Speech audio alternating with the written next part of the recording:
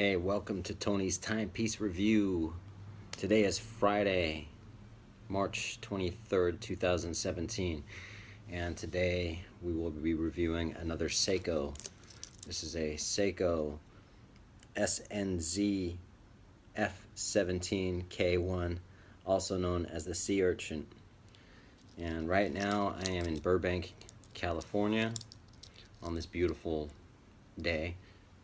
And however, it is the second official day of Baselworld in Switzerland. I wish I was there. I've never been there, but it's the largest watch convention, I think, in the world. Maybe one of them anyway. It's huge. And but either way, I'm here in Burbank, California, having a beer. Just got home. Figured I'd do my review. Again, this is the Seiko 5, also known as a Sea Urchin. Sea Urchin. Sea Urchin. Not Urchint, but Sea Urchin. And I've had this, I just got this a couple of days ago, and I've never really got into Seiko watches up until recently. I've always known them to be a great brand. I've always been into Swiss brands, really high luxury brands. And just for some reason, Seiko's just, I wouldn't say they're the sleeping giant because they're just a giant, but since the Grand Seiko is really getting a lot of takeoff and a lot of attention lately, I looked more into Seiko, and my first Seiko I bought just fairly recently as well was the SKX175, and I've really enjoyed these watches actually. And like I say, I bought this a couple of days ago, and I've been wearing it for the last couple of days. So let's get into a little bit of the detail of it. Again, I like watches that have history, heritage, if they're a manufacturer, meaning they make their own movements. And Seiko's all of that. And one thing I like about Seiko is they're obviously a Japanese manufacturer, but they don't have that high prestige kind of ego that a lot of the Swiss watch brands have. Now, don't get me wrong, I don't care about their egos. I still love my high-end watches. And but I also like the Seiko for so many different reasons. One is the price. You can't beat the price. The Seiko SKX175, I think I got for around $250, retails for $500. And the Seiko 5 was $130, I think is what I paid for it. And the cool thing is they look so much more expensive than what they are, and the cool thing is if you beat them around and you damage them, then you're not out all that much money. I mean, you can just replace it or whatever you want to do with it. It's an everyday beater watch, but still has that sort of luxury sport diver look, without having to shell out the $8,000-9,000 that a Rolex Submariner would cost.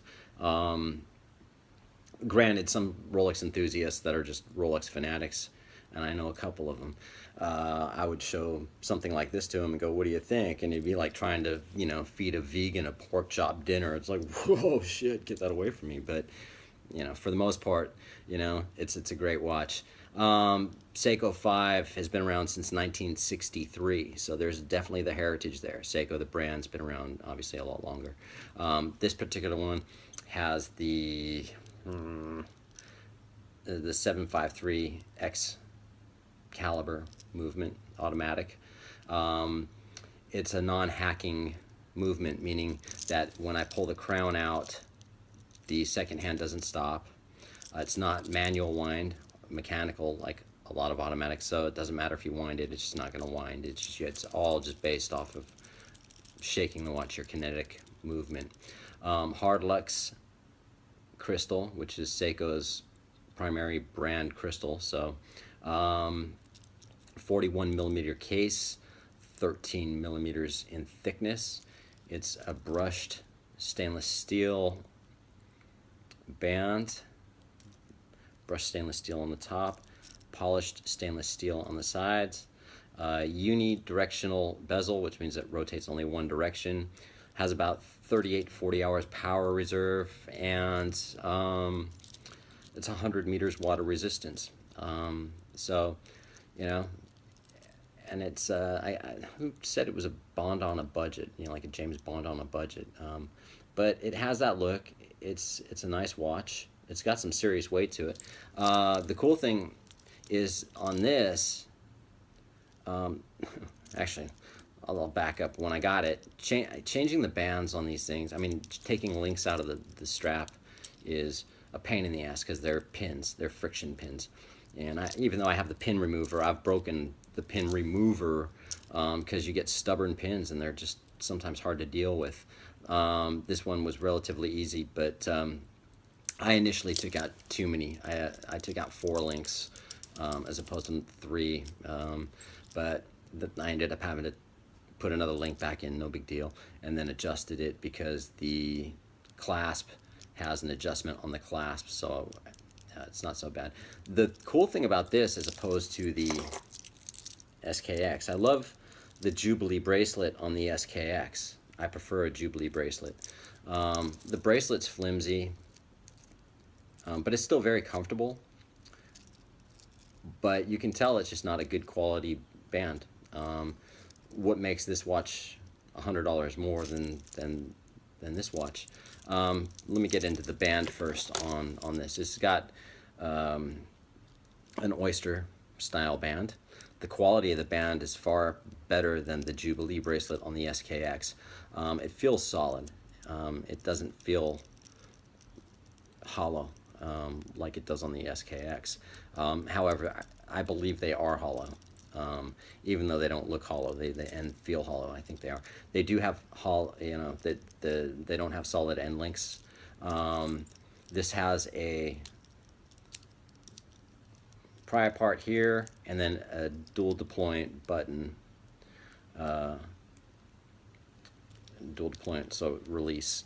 It has the Seiko movement in the back with a skeleton back, transparent case, so you can see the rotor, whatever else. Let me put it on the wrist real quick, so since I have it.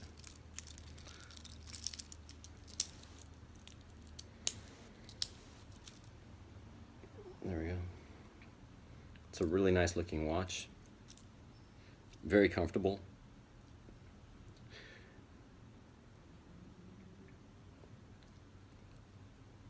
Hard Lux crystal, I think I said that.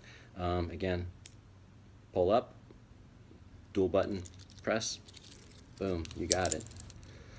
Pretty simple, pretty basic watch. You know, this watch, I would say, for people that either one, can't afford a Rolex Submariner or an Omega Seamaster, or people that can afford Rolex Submariners and Omegas and whatever, and just want to have a nice looking beater watch that has that look, but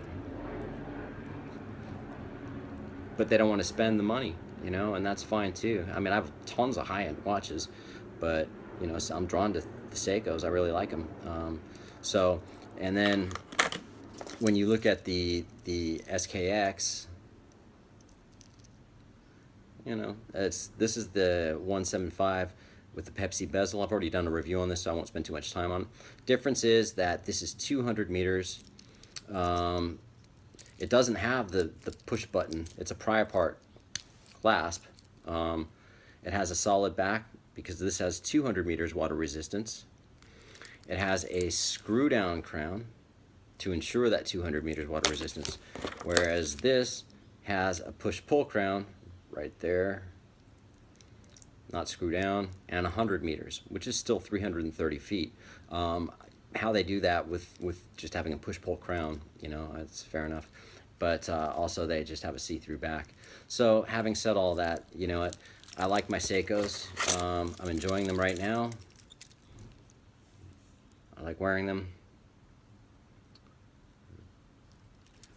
They look good, and for the price, you can't beat them. For the watch, you know, and they're easy to service and maintain. You know, there's so many service centers out there that will service this watch. and they're just workhorse movements, you know. So it's not like a high end, you know, some of these watches that they cost a fortune to service. So either way, that's all I got to say about that. Let's have a beer. Happy Friday.